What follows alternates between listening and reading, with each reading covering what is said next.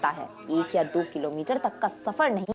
आज के दौर में शिक्षा, वो भी फ्री में, सुनने में ही काफी अनबिलीवेबल सा लगता है ना। लेकिन दोस्तों, एक ऐसा भी शख्स है जो गरीब बच्चों को शिक्षा देने के लिए साइकिल से सफर करता है। 1 या 2 किलोमीटर तक का सफर नहीं, बल्कि एक राज्य से दूसरे राज्य तक का सफर। और यही वजह है कि बच्चे इन्हें अब साइकिल गुरु कहकर बुलाते हैं।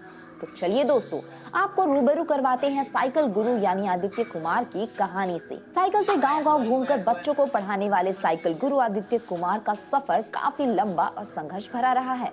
उन्होंने कई परिस्थितियों से जूझकर अपने सफर की शुरुआत की है।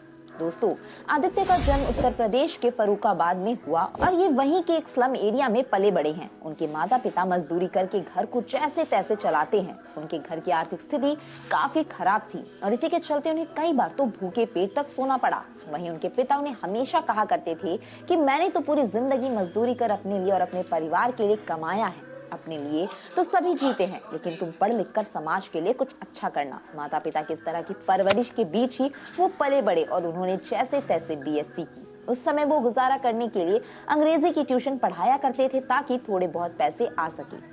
तो चलिए दोस्तों, अब आपको बताते हैं कि आदित्य ने बच्चों को यूं फ्री में पढ़ाना कब और क्यों शुरू किया। दरअसल बात है साल 1995 में, जब उनके पास बीएससी पूरी करने के बाद नौकरी करने का ऑप्शन था, लेकिन फिर भी वो बच्चों को ट्यूशन पढ़ा कर ही अपना गुजारा करते थे। और उसी बीच कुछ गरीब बच्चे थे जो फीस नहीं भर पाते थे और इसी के चलते उन्होंने ट्यूशन पढ़ने से मना कर दिया। जिसके बाद आदित्य ने निर्णय लिया कि वो जरूरतमंद बच्चों को फ्री में पढ़ाएंगे और उन्होंने कुछ बच्चों को मुफ्त में कोचिंग देना भी शुरू कर दिया। और फिर उन्हें एहसास हुआ कि ऐसे उन्हें काफी सम्मान दिया जाता है, तो उन्होंने फिर गरीब बच्चों को मुफ्त में ही कोचिंग देना शुरू कर दिया। लेकिन कहीं ना कहीं आदित्य का परिवार भी चाहता था कि वो एक सरकारी नौकरी करे और अपना घर बसाए। लेकिन वहीं आदित्य चाहते थे कि जिस परिस्थितियों से वो पढ़कर निकले हैं, ऐसे और कितने ही बच्चे होंगे जो पढ़ ही नहीं पाते। इसलिए उन्होंने ऐसे बच्चों को पढ़ाने का मन बनाया, जिसके चलते उन्हें अपना परिवार तक छोड़ना पड़ा और वे लखनऊ रेलवे स्टेशन पर आकर रहने लगे। वहीं पर उन्होंने आसपास की झुग्गी बस्ती के बच्चों को पढ़ाना शुरू किया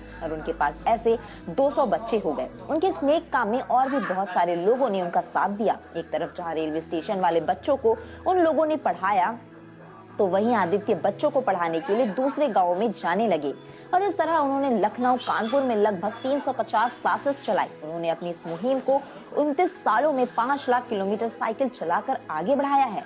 वो अपनी साइकिल पर एक तख्ती लगाकर रखते हैं जिसमें लिखा रहता है, गरीब बेसहारा बच्चों को पढ़ाने के लिए मदद करे। और इसी तख्ती को पढ़कर बहुत से लोगों ने उनकी मदद भी की है। उन्होंने अभी से साइकिल और डेडिकेशन के साथ अब तक 4.50 लाख क्लासेस शुरू की है। उनके इस काम के चलते साल 2018 में गूगल की तरफ से भारत का नंबर 1 शिक्षक होने का अवार्ड भी इन्हें दिया जा चुका है। इतना ही नहीं, उन्हें hero of the nation award के साथ कई और भी अवार्ड मिल चुके हैं।